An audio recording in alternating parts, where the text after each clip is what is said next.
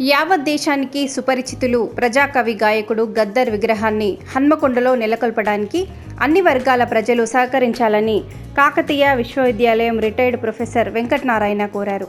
గురువారం హన్మకొండ ప్రెస్ క్లబ్లో గద్దర్ విగ్రహ ప్రతిష్టాపన కమిటీ నాయకులతో కలిసి కరపత్రం ఆవిష్కరించిన అనంతరం మీడియాతో మాట్లాడుతూ తెలంగాణ ఉద్యమాన్ని ప్రజల్లోకి తీసుకెళ్లి రాష్ట్రం సాధించాక ప్రజా సమస్యల పరిష్కారం కోసం జీవితం మొత్తం అంకితం చేసిన మహానుభావుడు గద్దర్ అని ఆయన అన్నారు. వారు ఒక కళాకారుడు, గాయకుడు అనేటువంటిది చాలా చిన్న మాట. అది చాలా మహామేధావి. ప్రపంచ జనాభా, ప్రపంచ కార్మికుల యొక్క ఐక్యత కోసం, వాళ్ళకు జరిగే సామాజిక ఆర్థిక న్యాయం కోసం, ఒక సమానత్వం కోసం జీవితం అంతా దారపోసినటువంటి మహా త్యాగదరు. కాబట్టి అలాంటి వారిని కేవలం వరంగలే కాదు, అది తెలుగు ప్రజలే కాదు, ఆల్ ఇండియాలో ఉన్నటువంటి అనేక మంది కార్మిక కర్షకులందరికీ కూడా ఆయన ఆదర్శప్రాయం.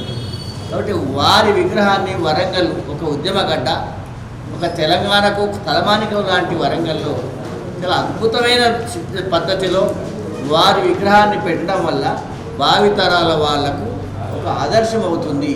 ఒక చరిత్రను అందించిన వాళ్ళు అవుతాము, అలాంటి స్ఫూర్తిని అందించిన వాళ్ళు అవుతాం. కాబట్టి అన్ని వర్గాల ప్రజలు, ముఖ్యంగా మన జర్నలిస్టులు కూడా తలా 100 రూపాయలు ఇవ్వాల్సిందే.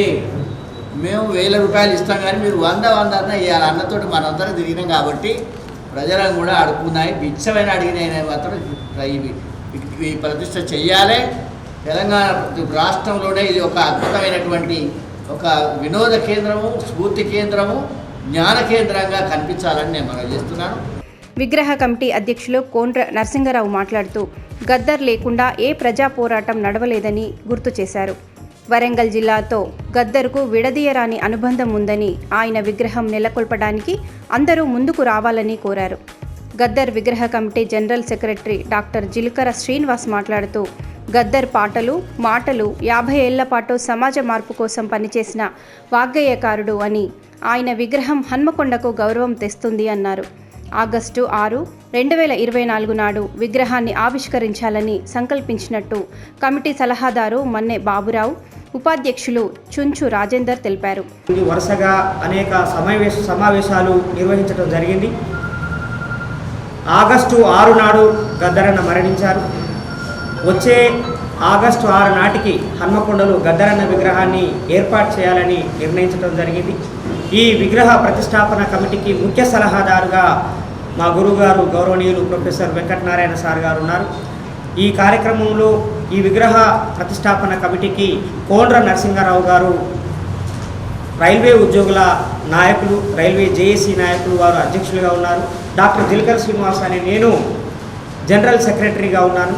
ఇంకా చాలామంది ఈ ఉపాధ్యక్షులు, కార్యదర్శులుగా ఉన్నారు. ఆ వివరాలన్నీ కూడా ఈ కరపత్రంలో ఉన్నాయి. ఈరోజు కరపత్రాన్ని ఆవిష్కరించినటువంటి ప్రొఫెసర్ వెంకటనారాయణ సార్ గారికి ధన్యవాదాలు తెలియజేస్తూ, పత్రిక లేని ప్రజాయుద్ధం రెక్కలు లేని పక్షి లాంటిది అంటారు అంబేద్కర్ గారు.